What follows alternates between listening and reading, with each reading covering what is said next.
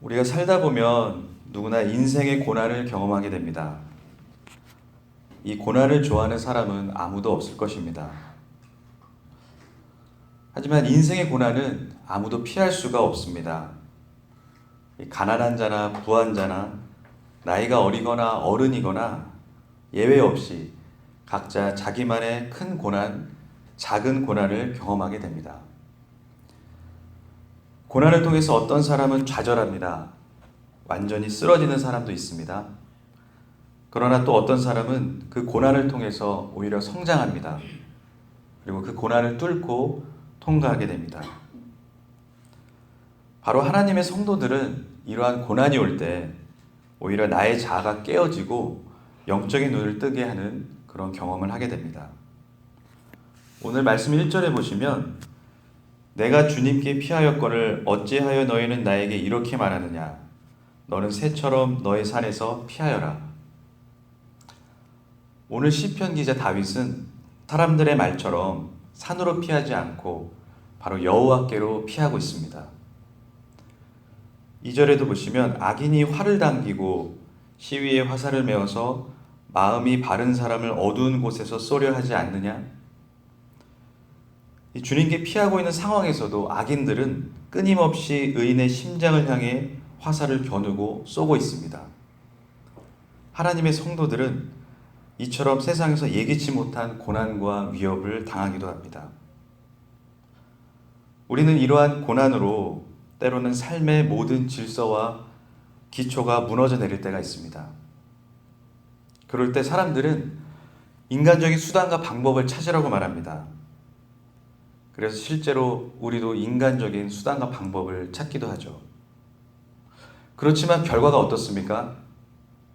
우리 여러분도 다 경험해 보셨듯이 처음에는 뭔가 해결이 잘 되는 듯 합니다. 그러나 나중에는 일이 꼬이거나 오히려 더 어려운 환경 가운데 떨어질 때도 있습니다. 3절에 보시면 기초가 바닥부터 흔들리는 이 마당에 의인인들 무엇을 할 수 있겠는가? 의인인들 정말 그 기초가 바닥부터 흔들리는 마당에서 과연 무엇을 할 수 있을까요? 이러한 고난 중에 우리가 피할 곳은 오직 여호와 하나님밖에 없습니다. 그분밖에 없기 때문에 이 의인도 바로 하나님 여호와께 피할 수 있는 것입니다. 4절에도 보시면 주님께서 그의 성전에 계신다. 주님은 그의 하늘 보좌에 앉아 계신다. 주님은 그의 눈으로 사람을 살피시고 눈동자로 꿰뚫어 보신다. 라고 말합니다. 우리의 모든 상황을 하나님은 눈동자같이 지켜보십니다. 그리고 마음속 깊은 곳까지도 하나님은 감찰하십니다. 오직 하나님만이 우리의 진정한 피난처가 되시기 때문입니다.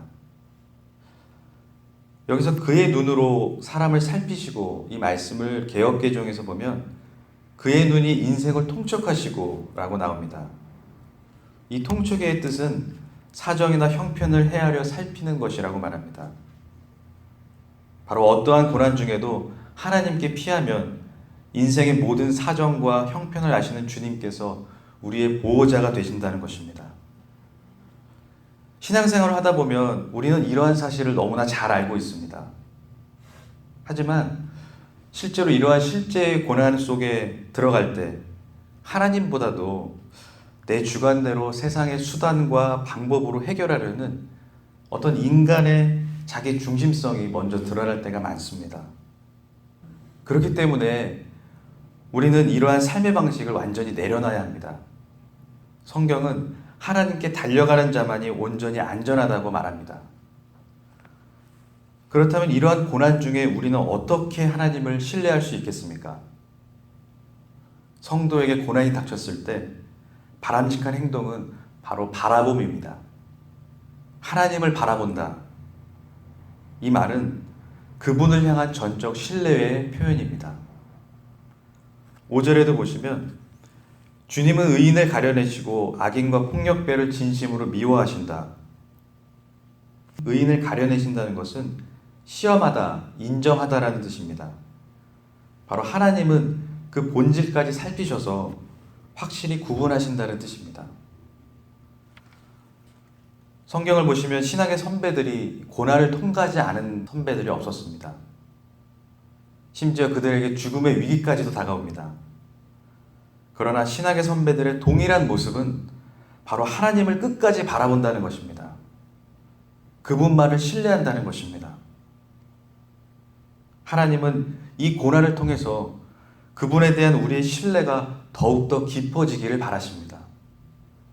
그래서 하나님의 성도들은 이 고난이 재앙이 아니라 바로 하나님께로 받는 영적인 훈련인 것입니다. 그렇습니다. 우리는 그리스도의 군사입니다. 그렇기 때문에 그 고난 중에도 바로 하나님께 우리는 영적인 훈련을 계속적으로 받는 것입니다. 그대는 그리스도 예수의 훌륭한 군사답게 고난을 함께 달게 받으십시오. 이 고난을 통해서 영적인 훈련은 오직 하나님만을 바라보며 신뢰하는 신의의 삶인 것입니다. 마지막 7절에도 주님은 의로우셔서 정의로운 일을 사랑하는 분이시니 정직한 사람은 그의 얼굴을 뵙게 될 것이다. 하나님은 영원히 의로우시고 언제나 정의로운 일을 사랑하십니다. 하나님에 대한 깊은 신뢰만이 어떤 고난 중에도 인내할 수 있도록 우리를 붙들어 주는 것입니다. 그것은 바로 세상이 도무지 알 수 없는 하나님의 방법으로 바로 고난을 통과하는 성도의 유일한 길인 것입니다. 그리고 하나님의 임재를 경험하는 복을 누리게 되는 것입니다. 시편 119편 71절에 고난을 당한 것이 내게는 오히려 유익이 되었습니다. 그 고난 때문에 나는 주님의 율례를 배웠습니다. 오늘도 이러한 고난 중에 있는 우리 성도분들 계십니까?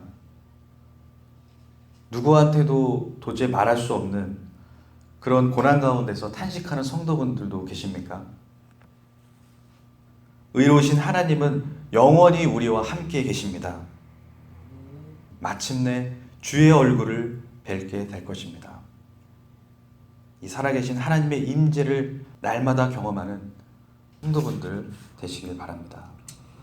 기도하시겠습니다. 아버지 하나님 감사합니다. 주님이 귀한 말씀 주시니 너무나 감사드립니다. 고난과 문제가 다가올 때 우리들은 하나님보다도 세상적인 수단과 방법을 사용했던 우리의 연약함을 주님 불쌍히 여겨 주시옵소서. 고난이 닥쳤을 때 인도하여 주시옵소서. 감사드리며 예수님의 이름으로 기도합니다. 아멘.